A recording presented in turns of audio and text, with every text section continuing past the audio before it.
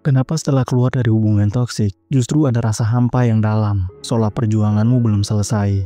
Kenapa rasa sakit itu terasa sia-sia, padahal kamu sudah membebaskan diri dari hubungan toksik tersebut? Jika kamu sedang merasakan ini, kamu tidak sendirian. Banyak orang yang berhasil keluar, tetapi gagal menemukan makna di balik luka yang mereka alami. Padahal, dalam setiap hubungan toksik yang berakhir, tersembunyi pelajaran hidup yang berharga, yang bisa mengubah seluruh masa depanmu, jika kamu tahu caranya menggali dan memahaminya. Dalam video ini, kamu akan menemukan 7 pelajaran transformasi yang hanya bisa dipelajari setelah bebas dari hubungan toksik. Jika kamu siap untuk mengubah rasa sakit menjadi kekuatan, like video ini sebagai komitmen untuk tumbuh, subscribe untuk konten pemulihan diri, dan bagikan di komentar pelajaran terbesar apa yang kamu petik dari hubungan toksikmu. Mari saling berbagi dan pulih bersama. Selamat datang di Zona Bebas Toksik, sebuah ruang aman untuk kamu yang sedang berjuang dalam hubungan yang melelahkan, membingungkan, dan terkadang menyakitkan. Melalui konten edukatif, reflektif, dan penuh empati, saya membantu kamu mengenali tanda-tanda hubungan toksik, membangun batasan yang sehat, serta menyadari kembali nilai diri kamu. Mari kita mulai.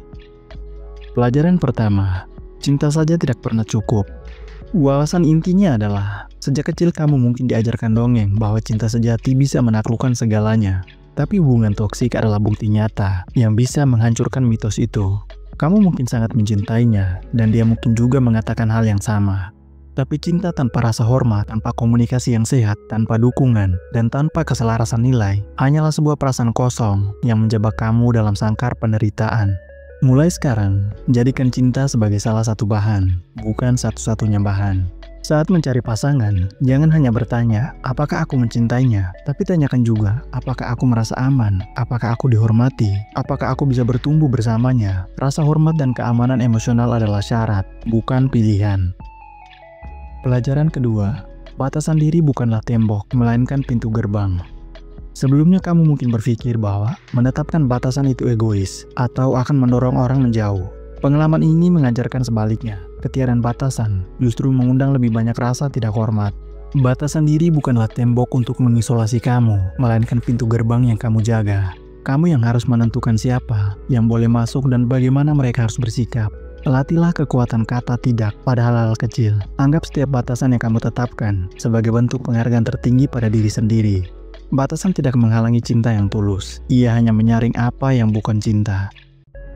Pelajaran ketiga, kamu tidak bisa menolong seseorang yang tidak mau menolong dirinya sendiri. Banyak dari kalian terjebak karena memiliki sindrom pahlawan. Kamu percaya dengan kesabaran dan cinta, kamu bisa memperbaiki atau menyembuhkan pasangan kamu. Hubungan toksik adalah pelajaran paling nyata, bahwa perubahan sejati hanya bisa datang dari kesadaran dan kemauan orang itu sendiri. Kamu tidak bisa menuangkan air di dalam cangkir yang terbalik. Lepaskan beban untuk menjadi penyelamat, fokus pada satu-satunya orang yang bisa kamu kendalikan perubahannya, yaitu diri kamu sendiri. Kamu bisa menawarkan dukungan, tapi kamu tidak bisa memikul tanggung jawab atas kebahagiaan atau pertumbuhan orang lain. Pelajaran keempat, ketiadaan hal buruk bukan berarti itu baik. Mungkin hubungan kamu tidak diwarnai bentakan atau kekerasan fisik, tapi penuh dengan keheningan yang dingin, pengabaian, dan kurangnya dukungan. Pelajaran berharganya adalah hubungan yang sehat bukan hanya tentang ketiadaan hal-hal negatif, tetapi tentang kehadirannya hal-hal positif. Ketiadaan pertengkaran bukan berarti adanya kedamaian. Saat menjalin hubungan baru, carilah tanda-tanda hijau secara aktif. Apakah dia merayakan pencapaian kecil kamu? Apakah dia mendengarkan dengan sungguh-sungguh? Apakah kamu merasa lebih bersemangat tentang hidup saat bersamanya? Kehadiran hal-hal baik inilah yang terpenting. Pelajaran kelima, intuisi kamu berbicara melalui tubuh. Seringkali, jauh sebelum pikiran logis kamu menyadari ada hal yang salah, tubuh kamu sudah mengirimkan sinyal bahaya. Mungkin kamu sering merasa sakit sebelum bertemu dengannya, bahu yang selalu tegang, atau nafas yang sesak tanpa alasan. Kamu belajar bahwa sinyal-sinyal fisik ini adalah data dari intuisi kamu yang selama ini kamu abaikan. Mulai sekarang, perlakukan tubuh kamu sebagai penasihat yang terpercaya saat kamu merasa tidak nyaman secara fisik di sekitar seseorang. Berhentilah sejenak dan tanyakan, pesan apa yang sedang tubuhku coba sampaikan. Pelajaran keenam, kesendirian jauh lebih baik daripada kebersamaan yang sepi.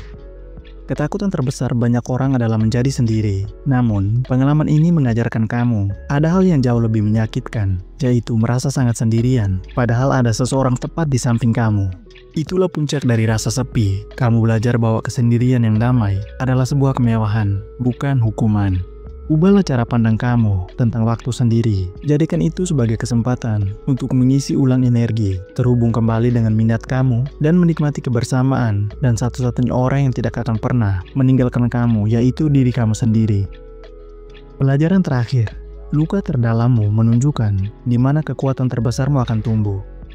Ironinya, di area mana kamu paling direndahkan, disitulah kamu belajar paling banyak tentang harga diri. Saat kamu paling dikekang, disitulah kamu paling memahami arti kebebasan. Saat kepercayaan kamu paling dikhianati, kamu belajar cara mempercayai intuisi kamu sendiri. Luka itu sendiri yang membentuk kamu menjadi pribadi yang lebih bijaksana, lebih berempati, dan jauh lebih kuat dari sebelumnya. Coba lihat kembali luka kamu, bukan dengan penyesalan, tapi dengan rasa ingin tahu. Tanyakan, kualitas apa dalam dirimu yang lahir dari rasa sakit ini? Kamu akan menemukan bahwa di balik setiap bekas luka, ada sebuah lencana kekuatan. Coba kamu lihat, kamu tidak keluar dari pengalaman itu dengan tangan hampa. Kamu mungkin kehilangan pasangan, tetapi kamu lulus dari sebuah universitas kehidupan. Kamu membawa ijazah kebijaksanaan dalam hal harga diri, batasan, dan kekuatan batin yang tidak akan pernah bisa dibeli. Kamu tidak gagal, kamu telah lulus dengan nilai tertinggi. Setiap air mata yang tumpah telah menyirami benih kekuatan di dalam diri kamu. Sekarang, tugas kamu adalah merawat benih itu hingga tumbuh menjadi pohon yang kokoh, yang tidak akan tumbang oleh badai apapun di masa depan. Sekarang, saya ingin sekali mendengarkan kebijaksanaan dari kamu. Pelajaran hidup paling berharga apa yang kamu dapatkan setelah melewati sebuah hubungan yang sulit? Bagikan satu saja di kolom komentar. Cerita kamu bisa menjadi cahaya penuntun bagi mereka yang masih berjalan dalam gelap. Terima kasih telah menemani sesi refleksi ini. Jika video ini memberikan kamu sudut pandang baru, jangan lupa tekan like dan subscribe. Sampai jumpa di video berikutnya. Dan ingat, masa lalu kamu bukanlah penjara, melainkan ruang kelas terbaik untuk kamu.